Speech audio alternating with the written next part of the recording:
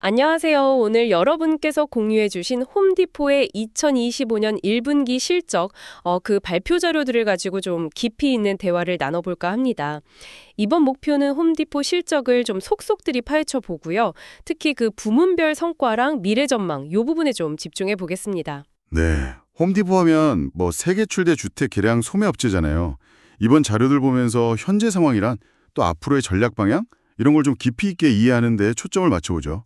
여러분 궁금해하실 만한 그 부문별 실적이 뭘 의미하는지 또 앞으로 어떻게 될지 그런 핵심 내용들 한번 짚어보겠습니다. 좋습니다. 그럼 일단 전체적인 숫자부터 한번 볼까요?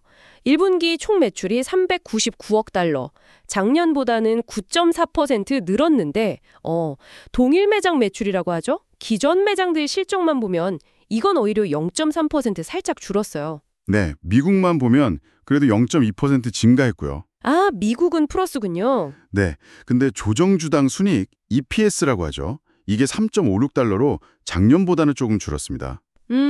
전반적으로는 그래도 회사가 예상했던 범위 안에는 들어왔다. 뭐 이런 평가더라고요. 그렇죠. 딱 예상치 수준이다. 이렇게 볼 수 있겠네요. 자, 그럼 이제 좀 더 흥미로운 세부 내용으로 들어가 보죠.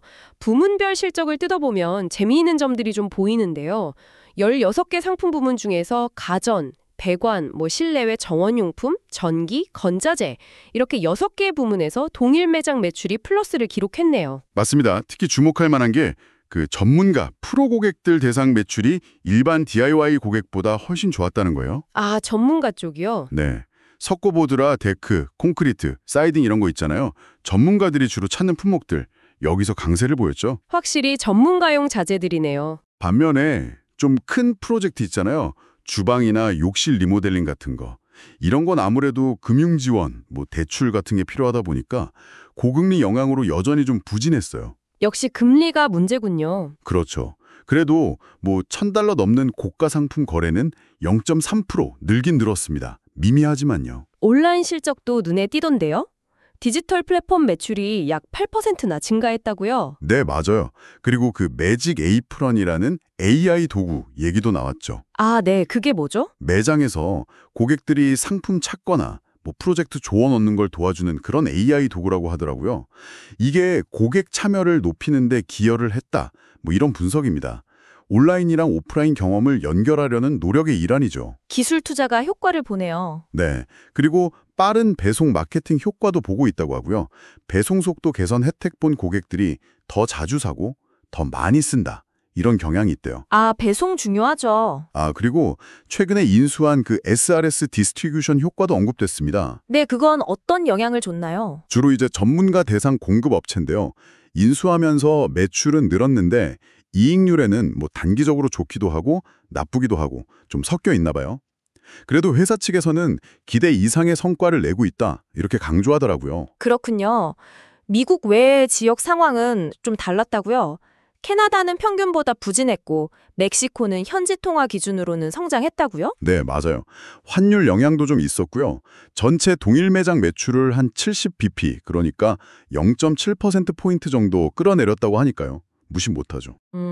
이런 여러 상황 속에서도 홈디포는 2025 회계연도 전체 가이던스, 그러니까 실적 전망치를 그대로 유지했다면서요? 네, 그게 중요합니다. 현재 거시경제 환경이 썩 좋진 않잖아요. 그런데도 이걸 헤쳐나갈 수 있다. 이런 자신감을 보여주는 거죠. 자신감이 대단한데요. 구체적으로 어떤 숫자를 예상하는 건가요? 작년하고 비교하면 어느 정도 수준이죠? 2025년 전체 매출은 약 2.8% 성장, 그리고 동일 매장 매출은 약 1.0% 성장할 걸로 예상합니다. 1% 성장. 네, 매출 총 이익률은 한 33.4% 정도로 보고 있고요. 조정 영업이익률은 약 13.4%로 전망합니다. 이익률은 그 정도 수준을 유지한다. 네. 근데 조정 EPS는 작년보다 한 2% 정도 감소할 걸로 예상하는데요.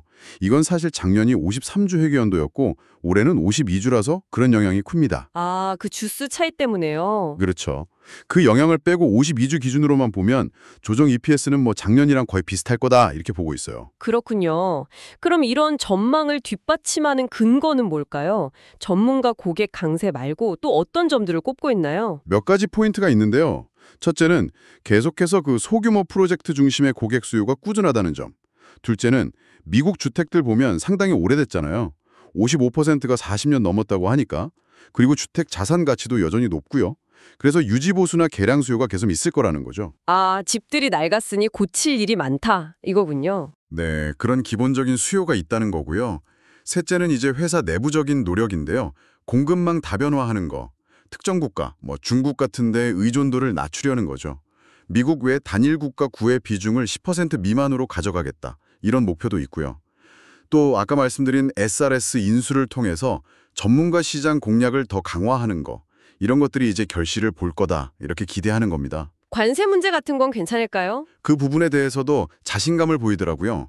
워낙 다양한 상품을 취급하고 공급망이 유연해서 가격 인상 없이도 대응할 수 있다. 이런 입장입니다. 마지막으로 그 500억 달러 규모의 지연된 주택 개량 수요 언급도 상당히 흥미로웠습니다. 아, 맞아요. 그게 잠재적인 기회가 될 수 있죠. 팬데믹 때나 그 이후에 미뤄뒀던 프로젝트들이 많다는 거니까요. 네, 그게 앞으로 어떻게 될지 궁금하네요. 자, 오늘 홈디포의 1분기 실적과 미래 전망을 깊이 들여다봤습니다.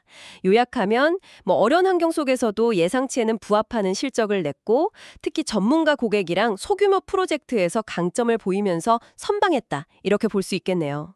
미래에 대해서도 기존 전망치를 유지하면서 안정적인 성장을 자신하고 있고요. 네, 그렇죠. 공급망 관리 능력이라든지 전문가 시장에 집중하는 전략, 또 꾸준히 디지털 전환에 투자하는 노력 같은 게 인상적이었습니다. 관세나 고금리 같은 외부 변수에 대해서도 나름의 대응 전략을 가지고 있다는 점도 확인할 수 있었고요. 자, 오늘 이야기를 마무리하면서 여러분께 이런 질문을 한번 던져봅니다. 홈디포가 언급한 그 막대한 규모의 지연된 수요. 그러니까 사람들이 미뤄왔던 집 고치는 일들이 실제로 본격화된다면 홈디포가 지금 예상하는 것보다 훨씬 더 깜짝 성장을 보여줄 수도 있을까요? 아니면 계속되는 경제 불확실성 속에서 이 잠재력은 당분간은 그냥 잠재력으로만 남아있을까요? 한번 생각해 보시면 흥미로울 것 같습니다. 오늘 분석은 여기까지입니다.